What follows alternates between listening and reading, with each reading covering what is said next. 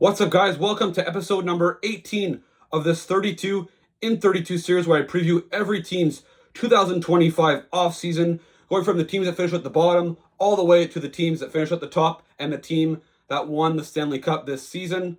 Last episode I did was on the Montreal Canadiens, which is obviously my favorite team. And today's episode is on a team that's in a similar situation, albeit a bit of a not as a positive ending toward their season, the New Jersey Devils. So obviously the New Jersey Devils in the late 90s, early 2000s were a juggernaut. They were obviously the best defensive team in hockey. They won 3 Stanley Cups. But then after that, when you have that much success, it comes at a cost. About a decade without making the playoffs, a full rebuild. But finally, in the 22-23 season, they took stride with all their young talent that they've accumulated over the years and finished third overall in the National Hockey League. And I was looking at the New Jersey Devils that finally arrived as one of the top teams in the league, and they're going to stay there for the next decade plus. The following season, however, a bit of a disappointing season. Not just a bit of a disappointing season, a very, very disappointing season. They missed the playoffs entirely. And then after that, mainly because of goaltending and injuries. So in the offseason, they went out aggressive. They went to go get a guy like Jacob Markstrom. They went to go get Brett Pesce, Brendan Dillon to really improve their defense core, something that they were lacking after let go of guys like Severson and Ryan Graves the year prior. And, the New Jersey Devils had a very, very good first half of the season. I believe they were, top 2, top 3 in the Eastern Conference. But then injuries starting to hit, some inconsistency, some lack of depth. Jack Hughes missed the rest of the season right after the Four Nations. And they ended up making the playoffs, but they finished with 91 points, tied with the Montreal Canadiens for the last spot in the Eastern Conference, and lost in 5 games to the Carolina Hurricanes in a series that wasn't all that close compared to how the Canes lost to the Caps, where it was like in 5 games, but all games could have gone either way with a bit of luck on either side. So, yeah, obviously a bit of a sour taste in many New Jersey Devils fans' mouth the way the season ended. So although the New Jersey Devils finished with only 91 points this season, they actually finished third in the Metropolitan Division and 16th in the NHL. The Calgary Flames, who missed the playoffs in the Western Conference, had also more points than the Devils, so more points than the Devils and the Canadiens. Their general manager, Tom Fitzgerald, has been there for 5 years. He's done a decent job, accumulating some young talent over the years and, putting this team in a solid position. It seems, however, that there are going to be some big changes in New Jersey this summer, so it'll be interesting to see what Fitzgerald does. Sheldon Keefe, they brought in last year, this season as his first season behind the bench, obviously the former coach of the Toronto Maple Leafs. They're banking probably that he learned on his mistakes from Toronto and hoping that he can, take this team to the next level. Their goals for per game, even with all the talent they have on this team, only 20th overall in the National Hockey League, which is kind of disappointing. However, their goals against average was 5th, 2.68. Their power play was 3rd, 28.2. Their penalty kill was 2nd, 82.7. So they had elite special teams. And their expected goals percentage at 5-on-5 was 11th according to Money Puck. So the New Jersey Devils, all their stats say that they are a good team, but they still have to get to the next level. When you look at their top 5 scorers, Jesper Bratt, 88 points in 81 games. Jack Hughes, who missed 20 games with 70 points, 62 games. His production may be a little disappointing, but he has been slowed down over the last few years due to injury. Nico Hischier, who was I believe he finished 4th on the Selke ballot this year, 69 points, 75 games. Obviously, has had to play more as the number 1 center over the last 2 years with Jack Hughes out of the lineup often. Timo Meier, 53 points in 80 games. A bit of a disappointing acquisition considering what they paid to get him and the contract that they gave him.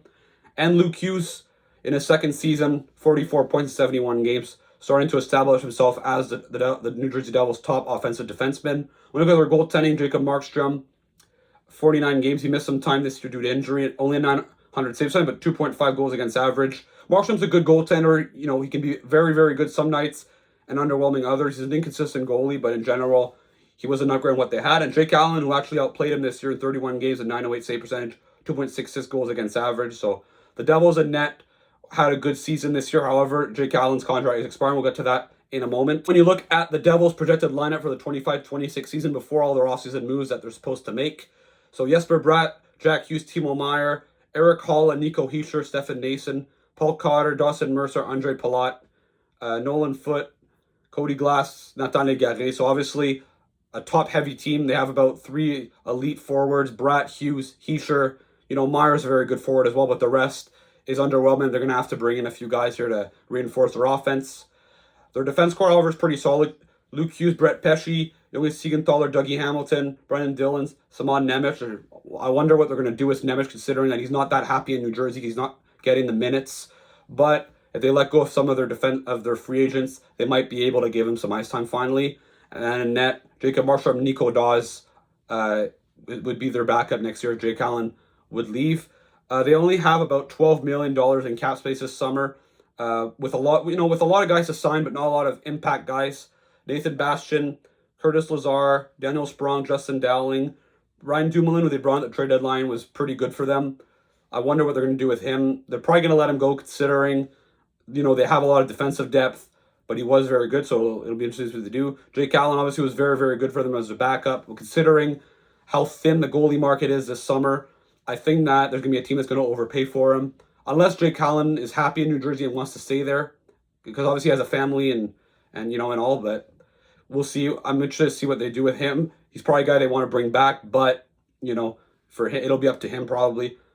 Cody Glass, Nolan Foote, and obviously Luke Hughes I'm expecting. I don't know if I'm expecting a long-term contract, but probably like a 4 or 5 year deal at around $5 to $6 million probably is fair. Maybe even more. I can even see an 8-year deal like around $8 million. We'll see. But he is probably their most promising young defenseman as of right now. Obviously, for a team that's been rebuilding for a long time, that's drafted a lot of really, really young, talented players, you would think that the prospect pool is near the top of the league. Unfortunately, that's not really the case anymore. A lot of their young players have already graduated onto the team. So when you look at their top 5 prospects, Anton Salayev, 10th overall pick in 2024. Obviously, he's a really tall defenseman. He's 6'7". He's playing in Russia as of right now. He's a long-term project, but could become a very good top 4 defenseman. Seamus Casey, 46th overall pick in 2022. Played pretty well to start the season with the Devils, but that's why he went down to the minors when some of their defensemen came back. I think that Casey could become a good offensive defenseman, but I wonder if there's still room on this defense core for him. Arseny Gretsiuk, 129th overall pick in 2019, was very productive in the KHL. Haminaho was very productive also in Finland. And then Mikhail Yegorov was the 49th overall pick in 2024. Obviously, for a team that their 2 goaltenders are in their 30s, you need a young goalie that's going to come up in the future, and it could be this guy who's very, very good at the college level this year. So I wonder, he could maybe become their goalie of the future, but it's still unpredictable. It's still hard to predict the future of a goaltender. When you look at their draft capital, they don't have a first-round pick this year as they traded it to the Calgary Flames last summer for Jacob Markstrom, 2 second-round picks. So obviously New Jersey, they're really started to look like a team that's built to win now and no longer in the future, which might affect their long-term outlook, which we'll get to in a moment. So obviously when you look at their needs, this is a team that was pretty flawed this year. As I said earlier in the video, they need a top 6 forward. Down the middle, they're set there with Hughes and Heischer as their 1-2. I can even see them trying to go get a third-line center as well, but their top 6 winger is a huge concern because you pretty much only have Bratt and Meyer that are offensive players. So I would even say 1 or 2 guys. I think they need some size and some grit. This is a team that kind of got pushed around a lot in the playoffs by a Carolina team that isn't that physical but is very fast. I think that New Jersey needs to get some more size here and some more grit and probably redo your bottom 6. And obviously some depth. This is a team that obviously, once Jack Hughes got injured, their offense really dried up.